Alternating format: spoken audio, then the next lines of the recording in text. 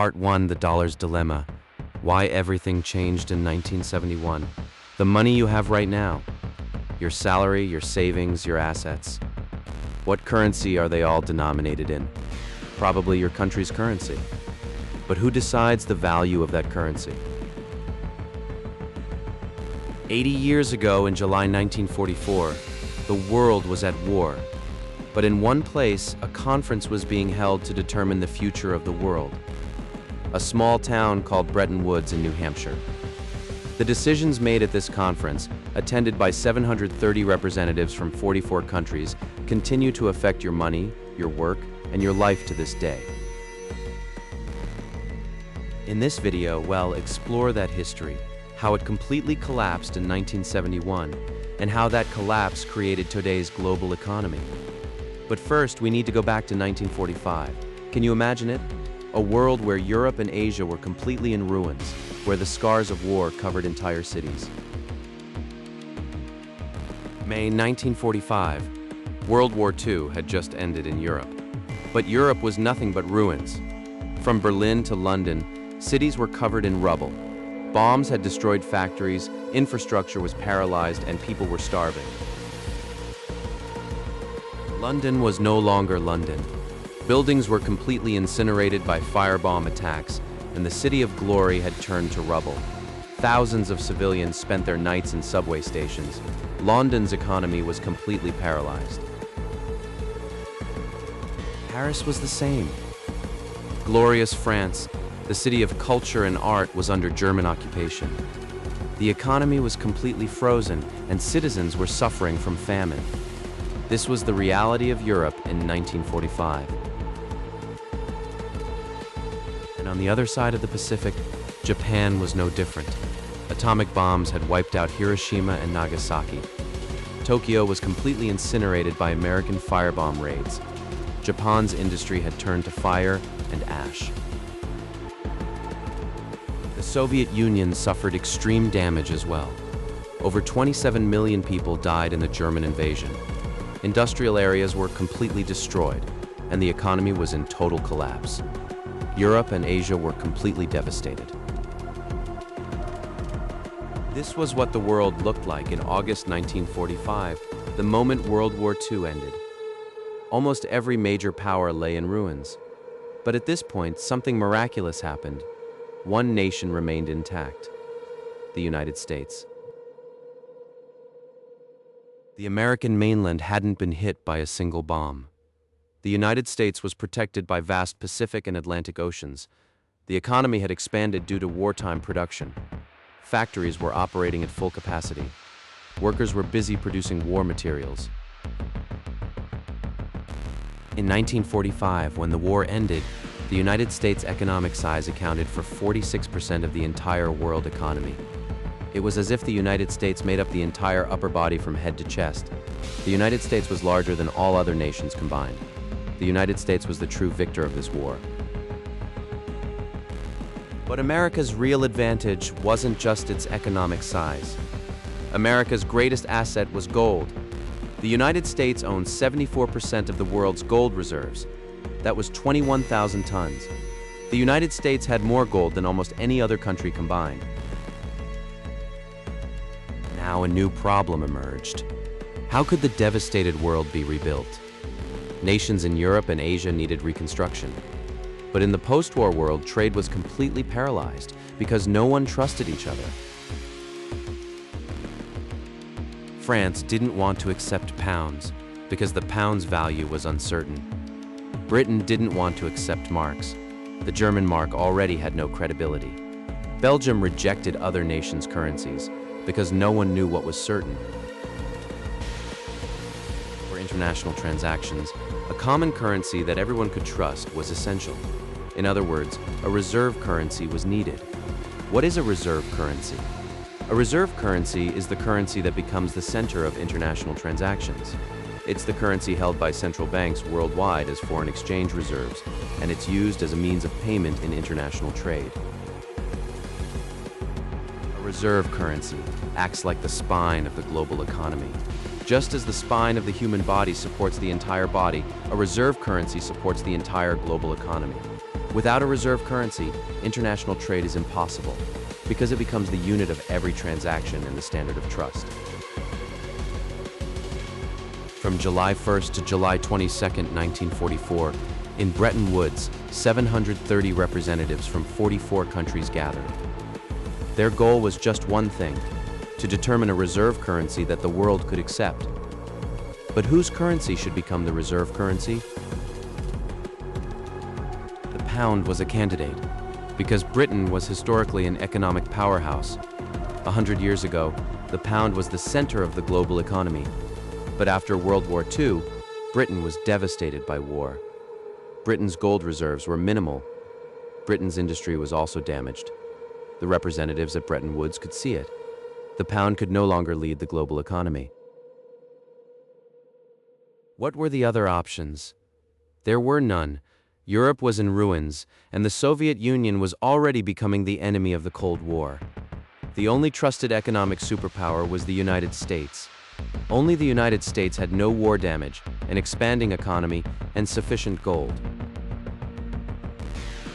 The 44 countries agreed. They would make the dollar the reserve currency. The United States dollar would become the center of the global economy. This is the Bretton Woods Agreement. This agreement provided the basic framework for the global economy for 26 years, from 1945 to 1971. During these 26 years, the global economy recovered from post-war devastation and grew. But you couldn't simply declare that the dollar would be the reserve currency. You had to make everyone accept it. For a currency to become a reserve currency, the world must trust it. But could trust be created by reputation alone? It wasn't an option in 1944. Therefore, something real had to back the dollar. Gold. The decision made at the Bretton Woods Conference was this: 1 ounce of the dollar equals $35 of gold. This is the gold standard. This became the foundation of the dollar as a reserve currency. The core of this promise was clear. America promises, whenever you bring your dollars to the American Central Bank, we will exchange them for gold. This was like depositing money in a bank. You held dollars, but you had the confidence that you could receive gold at any time. And the United States really did have the gold to do it. In August 1945, the gold the United States held was 21,000 tons. This was 74% of the world's total gold reserves at that time, nearly 3/4. This was enough. Think about it. If you were a British person in 1945, in a situation where the post-war economy was completely destroyed, whose currency would you trust? The pound or the dollar backed by gold? You would naturally have chosen the dollar. And that's what all 44 countries in the world did. After the Bretton Woods Agreement, the dollar became the center of the global economy. International trade was calculated in dollars. Exchange rates were determined with the dollar at the center. Central banks held dollars as foreign exchange reserves. Uncertainty in international transactions decreased. And this system worked like a miracle. The global economy began to recover. Europe received American capital and technology through the Marshall Plan. Even Germany, completely destroyed by war, rose again. Japan created an economic miracle. International trade increased explosively. The global economy entered a golden age. Why did it work so well? Because everyone trusted the dollar. Because there was confidence that the dollar was backed by gold. Gold was a store of value trusted by everyone. Gold had been used as human currency for thousands of years. The value of gold was absolute. But here an important question arises. Is this trust because of the actual gold? Or is it because of the power and trust in the United States behind it? History will soon show the answer. But first, we need to understand a vicious cycle called the Triffin dilemma. The 1950s. The whole world entered a golden age of economic growth. This is called the Golden Age, or in English, the Glorious 30s. It actually includes a longer period from the 1950s to the early 1970s. Europe was rebuilt. Germany became an industrial nation again. The industry completely destroyed by World War II was revived. Japan also created an economic miracle. In just 10 years, Japan became a nation that accounted for 2.5% of the global economy. Newly industrializing countries in Asia and Africa also began industrialization. Hong Kong, Singapore, Thailand, Malaysia. These countries gradually industrialized. World trade increased explosively, but all this trade had to be calculated in dollars and settled in dollars. Think about it. France wants to import steel from Germany, but Germany doesn't want to sell things for French francs because the value is uncertain. So Germany demands, give us dollars. Then where does France get dollars from? Eventually, France must earn dollars from the United States. That is, it must sell to the United States. It means not buying American goods, but selling to America. Therefore, for the world to grow, the United States had to keep supplying dollars. The United States had to increase imports. That is, it had to accept trade deficits. This is the paradox of a reserve currency. A reserve currency nation must supply its currency to the world. But supplying your currency means running trade deficits. It means importing more than you export. This is the Triffin dilemma. The name Triffin dilemma comes from economist Robert Triffin. He discovered this vicious cycle in 1960. The dilemma is this: the dilemma of a reserve currency nation. Suppose you're a reserve currency nation. You must supply your currency to the world, because for the world to engage in international transactions, your currency is needed. But what does it mean to supply your currency to the world? It means you must import more than you export. That is, you must accept trade deficits. If your currency is backed by gold, it's even more so. When the world takes your currency, at some point they'll want to exchange it for gold. Therefore, you must hold sufficient gold, but if you continue to accept trade deficits and continue to supply currency, your gold reserves will continue to decline. Because those currencies will be exchanged for gold. This is the Triffin dilemma. To fulfill your responsibilities as a reserve currency, your gold reserves must decrease. To maintain trust as a reserve currency, your gold reserves must remain sufficient. These are two incompatible demands. The United States spent the 1950s and 1960s in this dilemma. It struggled between the responsibility to support the global economy and the responsibility to maintain its own credibility. The results were shown in numbers. In 1945, the United States gold reserves were 21,000 tons. This was 74% of the world's total gold reserves. In 1960, the United States gold reserves had fallen to 17,000 tons. In just 15 years, 4,000 tons had disappeared. By 1968, the United States gold reserves had dropped to 10,000 tons. In just 23 years, more than half, or 11,000 tons, had disappeared. The trend was clear. The United States gold reserves continued to decline.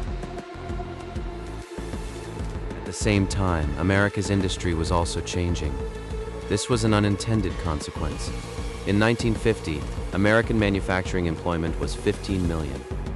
About 25% of America's total workforce was employed in manufacturing. America was a true manufacturing superpower. But as the 1960s progressed, these numbers began to change. Why? This is the hidden cost of the Triffin dilemma. For the United States to function as a reserve currency, it had to accept trade deficits. That is, it had to import more than other countries and export less. American businesses faced intense competition. Because of the heavy competition from imports, automobiles were imported from Germany and Japan. Steel was imported from Europe. Textiles were imported from Asia. Consumers preferred cheaper imported goods. Therefore, American manufacturing employment began to slowly decline. American industry gradually became hollowed out. At the same time, America's service industry began to grow. Finance, insurance, real estate, these sectors grew. America's economic structure changed. This is the hidden cost of the Triffin dilemma. To become a reserve currency, you must give up your industry. Your country must become a consumer nation, not a producer nation. Did America accept this price willingly, or was it forced upon them? In the mid-1960s, doubt about the dollar began to arise in the world.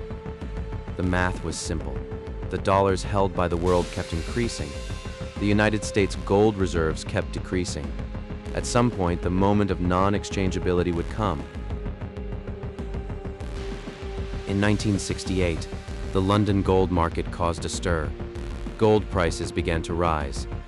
The official price was still $35 per ounce, but it began to trade at higher prices in the free market. It was a signal from the market. Is the value of the American dollar really equivalent to $35 of gold? The market was suspicious. The United States and its allies took emergency measures. In March 1968, they officially closed the London gold market. This is called the collapse of the gold pool. This was a historic moment. The moment the world officially admitted the dollar-to-gold exchange system isn't working. Gold prices began to rise. From $35 per ounce in 1971, it rose to $183 just 9 years later in 1980. It rose more than fivefold. Confidence in the dollar began to shake. Central banks around the world tried to exchange dollars for gold. France openly demanded to exchange dollars for gold. Britain did the same. Switzerland was also anxious. Confidence in the dollar was rapidly declining. In the summer of 1971, the United States situation became serious. The United States gold reserves had fallen to 8,100 tons. Compared to 1945's 21,000 tons, it was about 40% of the level. It was a situation that could no longer be endured. And the more serious problem was that when the world requested it, the United States might not have enough gold to satisfy everyone. France and Britain were waiting to exchange dollars for gold. If every country simultaneously asked to exchange our dollars for gold, the United States couldn't satisfy everyone. August 15, 1971, Sunday evening, U.S. President Richard Nixon announced a historic decision on television. Effective immediately, the United States suspends the exchange of dollars for gold temporarily. This is the Nixon Shock, one of the most important financial events in history. Despite being a permanent decision, Nixon said it was temporary, probably to reduce psychological shock. But the world understood. This wasn't temporary. This was the end of the Bretton Woods System. At that moment, history changed. Gold prices soared. The dollar's value declined. But the world continued to use the dollar. Why? Because there was no alternative. After the Nixon shock, something happened for the first time in history. The world's reserve currency became dependent on pure credit without physical backing. The dollar is no longer backed by gold. So, what backs the dollar? The answer is simple. The United States, America's economic power, America's military power, America's technological power, and the world's trust in America. This became the new basis for the dollar. This is the first such experiment in human history. A reserve currency based purely on credit. A reserve currency not backed by any nation's physical assets or commodities. The gold standard had physical constraints. You could only issue as much currency as the amount of gold you possessed. Because there were constraints, there was actually trust. But now there are no such constraints. Dollars can be printed indefinitely, as long as the United States keeps its printing presses running. Of course, if printed indefinitely, inflation would occur. This is a dangerous experiment. But the United States took this risk because there was no alternative, and the world accepted it too, because dollars were needed. Because dollars were needed to conduct international trade. At this moment, the modern financial system was born, a pure credit-based reserve currency system, the system we live in today. Let's summarize what we've learned so far. In 1944, a world devastated by war needed a reserve currency. The United States took on that role because only America had the capability to do so. The dollar was backed by gold. This was the basis of trust. But to fulfill its responsibilities as a reserve currency, the United States had to accept trade deficits. This is the Triffin dilemma. Trade deficits decreased America's gold reserves and simultaneously weakened American industry. In 1968, gold prices began to rise. The world began to suspect. On August 15, 1971, Nixon suspended the exchange of dollars for gold. At that moment, the dollar became a pure credit currency, no longer backed by gold. This is the global financial system we live in today, a system based only on American credit. But an ultimate question remains. How long will credit last? America's credit? And what if America's credit weakens? That's the subject of the next episode. If this video was helpful, please subscribe and turn on notifications. Share your thoughts in the comments.